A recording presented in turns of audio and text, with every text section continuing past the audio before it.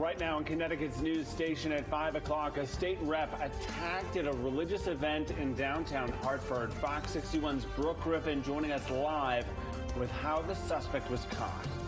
A stunning report from researchers at UConn sheds light on how Connecticut state troopers possibly falsified tickets.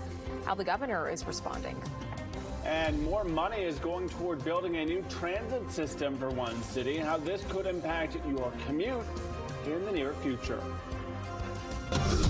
All local, all morning. This is Fox 61, Connecticut's news station.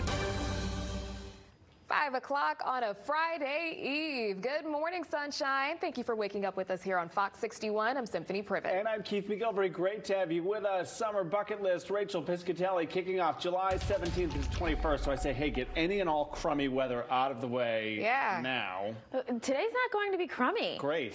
Today's going to be the start of something new. Right? Yesterday we had showers and storms move through that may have briefly brought in your plans indoors for a period of time. But right now we have clouds. We have some breaks in the clouds, and temperatures are starting off in the 60s and comfortable with dew points in the low 60s. Anytime we were dealing with dew points that were in the upper 60s to low 70s, just to kind of give you an idea of yesterday's feel. You'll notice a difference today. It is quiet on the satellite and radar. We had one brief shower move through southeastern Connecticut a couple hours ago. 59 degrees now in Torrington. It's 63 in Meriden, 64 over in Chester. So we are going to go with partly cloudy skies today. Temperatures just around 70 degrees by 9 a.m. We'll have a bit more in the way of some cloud coverage this afternoon, but I think that we'll see some sunshine as well. Temperature-wise in the upper 70s to low 80s across the board here, so going to be another comfortable day, and we aren't tracking any rain. It's going to be mainly dry. We'll detail out where we go from here coming up in just a bit. All right, it's 5:02. I have to say, Lauren, before you start doing traffic, that you brought me coffee, and you also brought me Advil, so I really greatly appreciate you. Yes, Thank you. all hail meteorologist Rachel Piscatelli. Whatever she needs, we're here for her. I really appreciate it. I have to say thank you. We work as a team here. We're like sisters. I'd do anything for you. Good morning to you, Rach. Good morning, everyone. We do have a couple of things out there to discuss. Let's first bring you out into the Glastonbury area. Right now, Route 17 is currently closed between Overlook Road and Chestnut Hill Road. So this is a decent chunk of Route 17 because a tree is down with some wires, or a tree is down in some wires. So they are working to get that cleared up. So hopefully that'll be open relatively shortly and traffic will be moving freely soon. We also have a closure over on I-84 eastbound. And this is out in the Waterbury area just due to some road work. This is nothing out of the ordinary between exits 20 and 21. As we take a look at our Hartford drive times, if you're coming in or out of the capital city, things are looking good on 91, 84, and Route 2. Keith?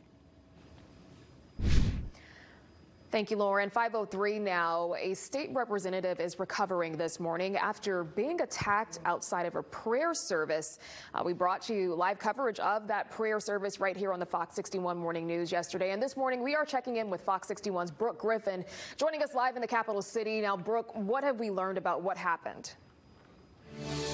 Well, Hartford police tell us that State Representative Miriam Khan was walking out of the prayer service here at the XL Center just yesterday morning with her family when a man ended up walking up to them, attacked her, and then he tried to run away. Now, this all happened around 11 o'clock yesterday morning, just after Eid al-Adha. That's also known as a traditional Islam prayer service and social gathering held on the holiday. Officers and leaders say Khan was leaving the XL Center with her sister and her 3 children when a 30-year-old Andre Desmond walked up and began making unwanted advances and remarks, then physically assaulted her and ran away. Police tell us nearby citizens ran after Desmond, catching up to him, holding him in place until police were able to get there and arrest him. Now, officers say Khan has minor injuries and is expected to be okay this morning. Hartford Mayor Luke Bronin says he also attended that prayer service, releasing a statement saying, "I am troubled by the assault she endured. I'm deeply sorry for what she and her family experienced today on what should have been a day of joy and celebration." Now, that suspect is, of course, in custody this morning. He's also facing several charges, including assault, breach of police, interfering with police, breach of peace and interfering with police, and of course unlawful restraint as well. We'll have a few more statements on exactly what happened, and you'll hear from some other leaders coming up in the next hour or so. Live in Hartford, Brooke Griffin, Fox 61, Connecticut's news station.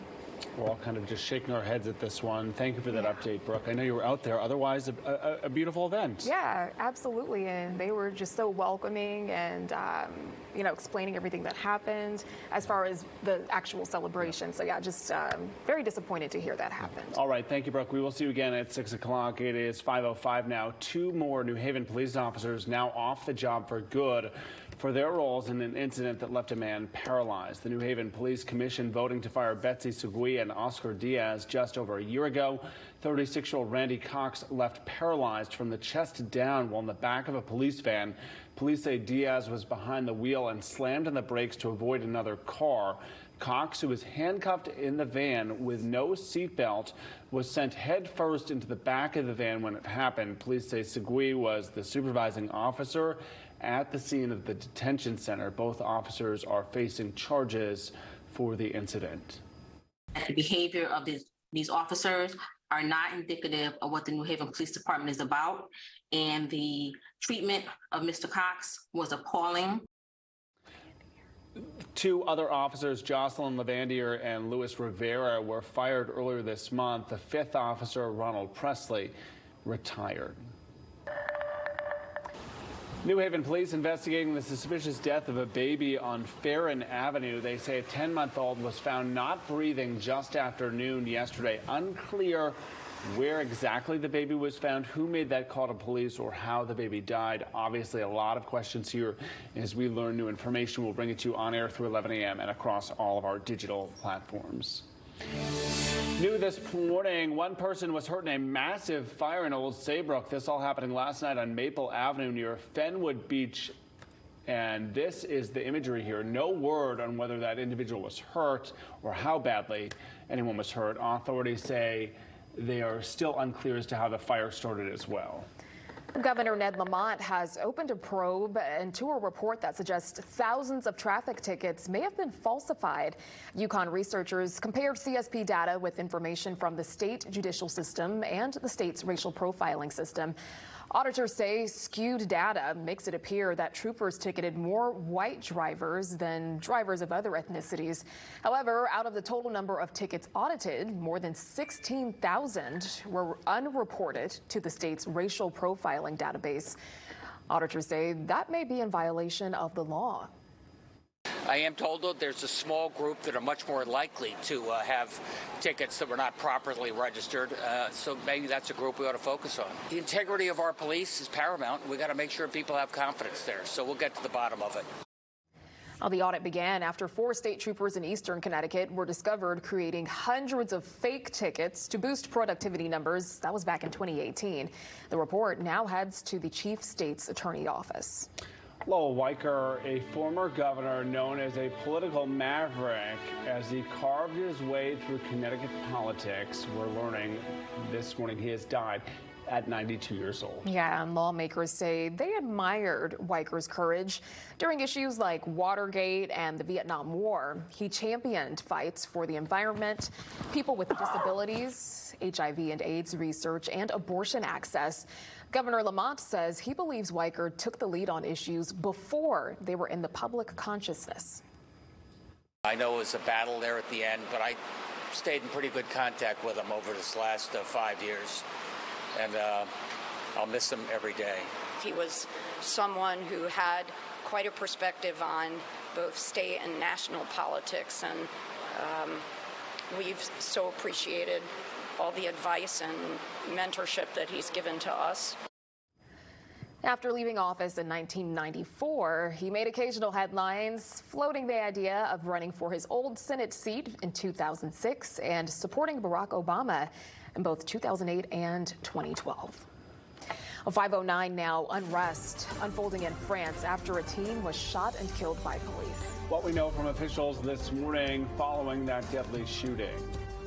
Also, debris from the Titan sub is brought to shore about a week after it imploded near the Titanic's wreckage. The latest on that investigation. And following your money a little bit later on the show, another hint that interest rates could be on the way up. We'll hear from the Federal Reserve Chair that ahead at 5:23. Stay with us.